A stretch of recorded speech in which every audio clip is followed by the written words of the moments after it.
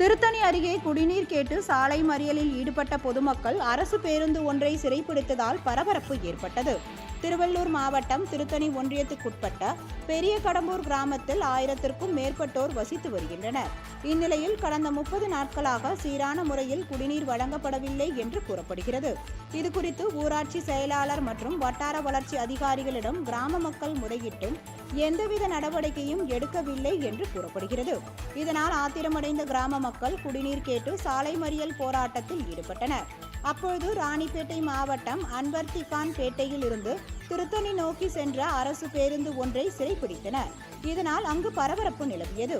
இந்த போராட்டம் சுமார் 2 மணி நேரம் நீடித்த நிலையில் பேச்சுவார்த்தைக்கு உள்ளாட்சி மற்றும் காவல்துறை அதிகாரிகள் வராததால் ஏமாற்றமடைந்த கிராம மக்கள் சாலை மறியலை கைவிட்டு ஏமாற்றத்துடன் கலைந்து சென்றனர்.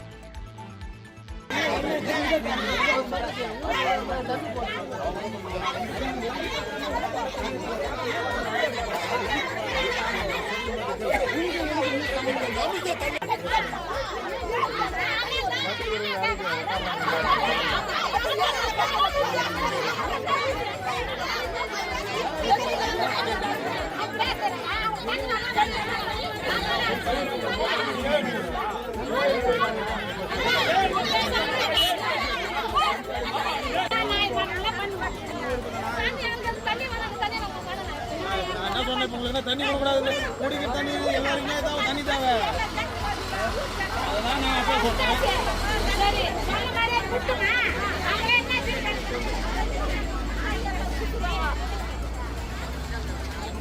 யாருக்கே